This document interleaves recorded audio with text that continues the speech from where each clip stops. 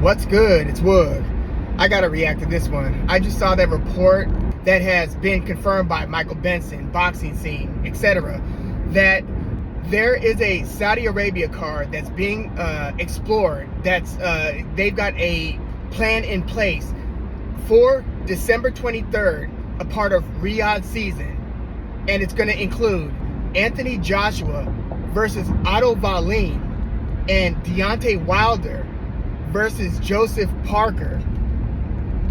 And it's going to also include Dimitri Bivol returning to the ring against Richard Rivera. And I'm just, anything to get Bivol back in the ring, because if you look at the positioning date-wise, December 23rd, Bivol goes to the ring. Let's assume he beats Richard Rivera. And then January is the date of the rescheduled Artur Beterbiev versus Callum Smith fight for Beterbiev's 3 light heavyweight titles. So if both of those fighters, let's say Beterbiev gets past Callum Smith, I know that's an actual if, big if, but let's assume that Beterbiev wins that, Bivol wins in December, then you could at least theoretically set up, at least timeline-wise, a map towards, you know, one of the fight fans' favorite fights in Artur Beterbiev versus Dimitri Bivol. Yes, that's going to include, you know, Bob Arum, Top Rank's participation. It's probably going to include the Saudis if it's going to get done, you know, in terms of putting up the money to make that fight happen.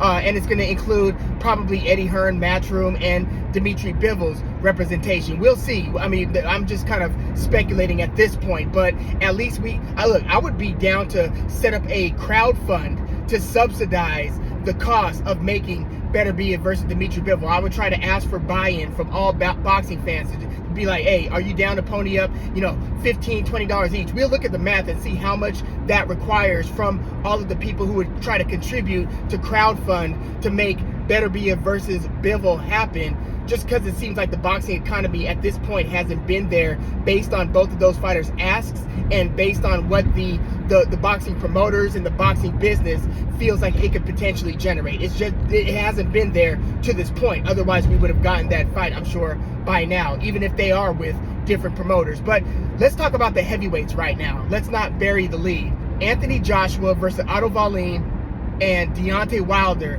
versus Joseph Parker. So obviously this is not Deontay Wilder versus Anthony Joshua, which is what we've wanted, right? Like, aside from the battle for undisputed finally taking place, the Gypsy King Tyson Fury versus Alexander Usyk, if they do in fact go through, solidify a date, make it official, and Tyson Fury, you know, ends up actually, you know, fighting Alexander Usyk. If that happens, then the next best thing that we want is Anthony Joshua versus Deontay Wilder, which we've wanted since like the 2010s. You know what I mean? We've wanted that fight since they were both undefeated fighters, champions, both of them, with 100% knockout ratios. We've been wanting that fight, Wilder versus Joshua, for several years. So we're not getting that here. And we were kind of thinking and sort of led to believe that it could potentially go down before the end of the year or very early 2024. Well, that doesn't appear to be the case. Joseph Parker is not Anthony Joshua, and Otto Wallin is not Deontay Wilder. But if we are looking at both of these fights like in a vacuum, I like each of these fights. I think that Joseph Parker, I mean, I know that he just got the brakes beat off him within the past year against Joe Joyce, but he has fought a couple times since. Most recently, he looked very good easily stopping, first dominating, beating up, and then stopping Simon Keane. Just recently on that Fury versus Ngannou undercard, Joseph Parker looked very good in that fight. So he's had a couple fights since that stoppage, that brutalizing stoppage loss against Joe Joyce. You wonder what a fight like that and a loss like that and a beating like that does to a fighter's career. But Joseph Parker still looks pretty damn good. And, you know, he's a former IBF champion. He was for a long time the only guy to have beaten Andy Ruiz.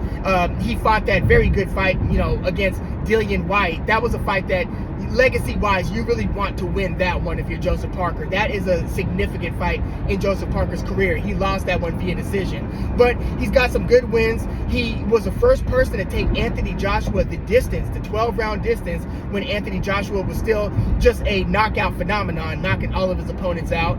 So Joseph Parker he's a very good fighter. He is still a top 6 to top 8-ish heavyweight. So, and just stylistically, I think that he could present some problems for Deontay Wilder. I mean, you would have to think, or at least you would have to say that the most likely scenario is that Deontay Wilder catches Joseph Parker like he catches just about everybody, including the Gypsy King, 4 times over the course of 3 fights, 2 times in 2 different fights against Tyson Fury, that he's going to catch the guy and drop the guy. You know what I mean? Deontay Wilder has knocked out every opponent that he's fought except for Tyson Fury. I know Bermane Stiverne went the distance but then got knocked out in their rematch. And even the guys that he hasn't knocked out, or the guy that he hasn't knocked out, the only guy he hasn't knocked out that he's fought, Tyson Fury, he's knocked him down 4 times. So you would have to think that unless Deontay Wilder's performance ability has hit a cliff, you know, because he is, what, 37, 38 years old now, hasn't fought since his first round knockout over Robert Helenius last October. So we're already over a year since he's been in the ring. So that'll be like 14 months if he's going to take to the ring in December 23rd. So 37, 38 years old. He's definitely, you know, in the twilight, you would think, of his career, at least in terms of being an elite fighter.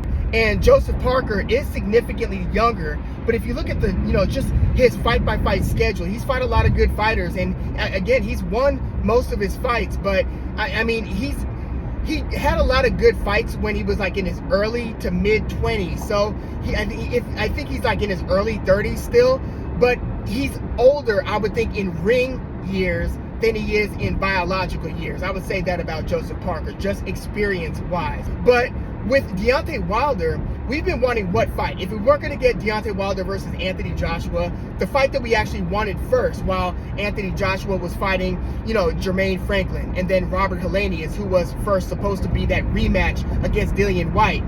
But as Anthony Joshua was doing that, what we wanted from Deontay Wilder to kind of prepare us for Wilder versus Joshua was a fight against Andy Ruiz. And Andy Ruiz has, I mean, in my view, it's been a super frustrating experience witnessing the last few years of his career, basically ever since he beat Anthony Joshua. Like, he just hasn't been fighting much. He fought the one rematch against Joshua, came in super, underprepared for that one, lost via lopsided decision.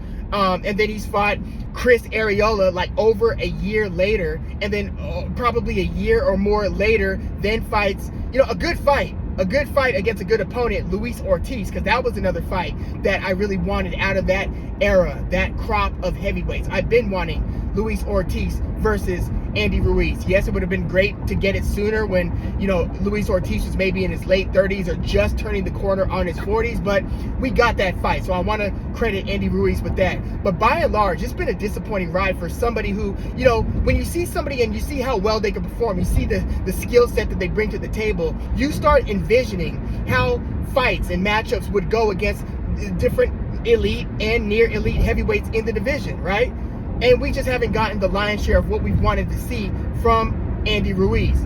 The same could be said really about Deontay Wilder. Aside from those fights against Tyson Fury and then fighting and beating Luis Ortiz twice by stoppage, he hasn't fought elite or near elite fighters. I know he tried to get a fight with Povetkin. He took the plane out to Russia to fight Povetkin, and then Povetkin tested positive for PED, so that's not Wilder's fault. He ended up fighting Chris Arreola instead. So aside from those guys, and then just knocking out Robert Helenius, I would say the next best fighter he probably fought was Bermane Stiverne, who was a champion at a point. That's how Deontay Wilder first won the WBC belt, was by beating Stiverne via decision. First guy to take Deontay Wilder the distance.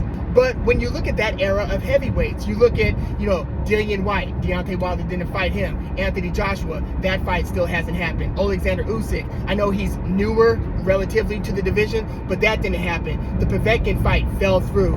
We didn't get the fight with Wilder versus Andy Ruiz, the one that we'd been wanting. It just didn't happen, and it was very disappointing. Wilder hasn't fought, the Michael Hunters of the division, the guys who occupied that space. And one of the other guys who has occupied that top 4 to top 6, 7 space over the past 5 to maybe even 7 years has been Joseph Parker. So this at least satisfies that in terms of building up Deontay Wilder's. He was a champion for 5 years, but again, when you look at the elite or near elite fighters, he just doesn't have a deep resume in that regard. This fight against Parker can potentially check one of those boxes, because he is one of those guys who is a A-, if you will, heavyweight fighter. Like, in the same way that the Gypsy King, Tyson Fury, has kind of a scant resume when it comes to fighting the elite and near elite guys of his era. Yes, he was the guy to take the lineal championship, if you will, and take the other belts away from Vladimir Klitschko. He did that. And he did fight Deontay Wilder 3 times, beat him, stopped him 2 out of the 3 fights, fought to a controversial draw in the first fight against Wilder, won most of the rounds, but got dropped twice, ended up being a draw. And if you look at the other A-, or even A, if you want to consider Alexander Usyk and Anthony Joshua as it stands, Tyson Fury doesn't have a deep resume in that regard.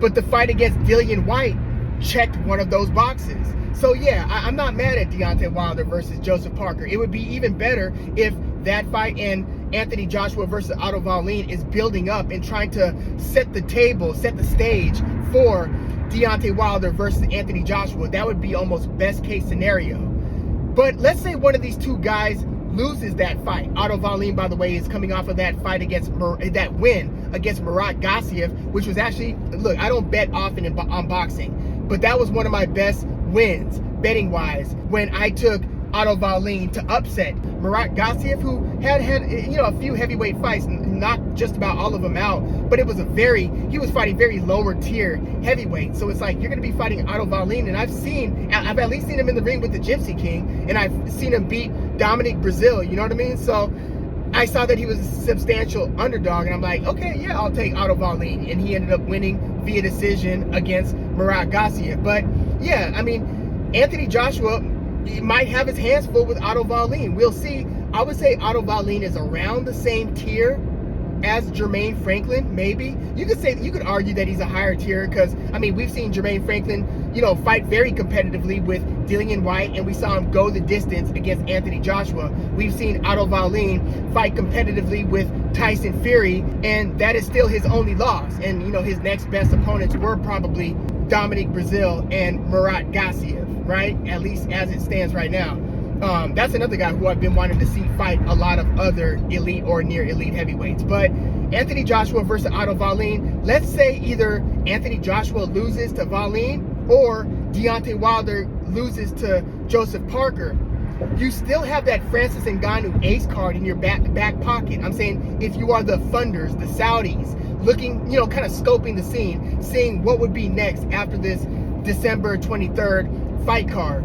And then let's assume the Battle for Undisputed goes down sometime in the first couple months, or first 2 or 3 months of 2024 between Fury and Usyk. Even if somebody gets upset between Wilder and Anthony Joshua, you could still have the winner, the guy who beat their opponent, either Wilder beating Parker or Joshua beating Wallin. You could still have them fight Francis Ngannou on a pay-per-view bonanza, because I know that the first pay-per-view, for Fury versus Ngannou was atrocious, terrible pay-per-view. But you bet your bottom dollar that it's going to be multitudes better, either in the rematch or whenever Francis Ngannou fights another very high-profile boxing fight against a big-name elite opponent like Joshua or Wilder, right? So you don't need both Wilder and Joshua to win. If they both win, that's the fight that I want. I want Wilder versus Anthony Joshua, point blank, period. But if one of them loses, then you could have the guy who won fight Francis Ngannou. And I don't know what you would then do with the one who loses. But yeah, this kind of opens the door. One of the concerns, like I said, is that Deontay Wilder is in his late 30s now. The time is ticking for him to be viable at an elite level. I know he's got that punch, and his, the well-roundedness in his skill set, it has always been a bit underdeveloped, but I mean, he's got the nuclear bomb of punches of the era. So that's just that. But yeah, this kind of makes things kind of pretty interesting. So both Wilder and Joshua are going to be in high quality fights. Again, I look at Otto Wallin as being around the same tier maybe as Jermaine Franklin. I would like to see Jermaine Franklin get a higher profile win or two. So maybe Jermaine Franklin's just a notch below Otto Wallin. I mean, hell, I wouldn't mind seeing Otto Wallin fight Jermaine Franklin so we can just find that out. You know what I mean? But yeah, I like this Otto Wallin fight for Anthony Joshua. gut instinct, you would have to go Anthony Joshua, and I would think via decision. Although that would be fantastic for Anthony Joshua and to kind of spice up future fights if he is able to stop Otto Wallin. Same with Deontay Wilder, where if Wilder is to beat Joseph Parker, you would think that it's going to be by stoppage, right? Or knock him down several times and win via decision. I don't know. Usually those who get hurt badly by Wilder, they get finished by Wilder. So, but again, I look at Joseph Parker as being a pretty live underdog in that one, assuming he's going to be the underdog, which I do assume. But yeah, let me know what your thoughts on this December 23rd supposed, probable, or at least very possible. I don't like dealing too much in hypotheticals, but you know, when you see the Saudis seemingly making a commitment to something where they are going to put the money up, and then you see the boxing scenes and Michael Benson and Coppinger, if he reported it, you see that ilk of journalists report the fight and say that no, it's not official, but this looks like it's going to be what's next. Then I could weigh into that, you know what I mean? But yeah, you know, another couple of fighters that are supposedly going to be on this card, they're not going to be fighting each other, but heavyweights Daniel Dubois and Martin Bakole, who Martin Bakole just stopped Carlos Takam. Impressive win for Bakole. He has now beaten Tony Yoka and Carlos Takam. So yeah, the Saudis, they like booking fights with those heavyweights, and I know that they've got that light heavyweight Dimitri Bivol fight on there as well, which again, I am happy about. But yeah, let me know what your thoughts on this are. Do you like this fight for Wilder? Do you like this fight for Anthony Joshua? And how do you see things going, you know, depending on the outcomes of this December 23rd pair of elite heavyweight fights? So let me know that, and then let me know what you think in terms of, is Fury actually going to fight Alexander Usyk early 2024? Please let me know your thoughts in the comments. Like the video, subscribe to the channel if you are into the fight talk. I'm Wood. Thanks for tuning in.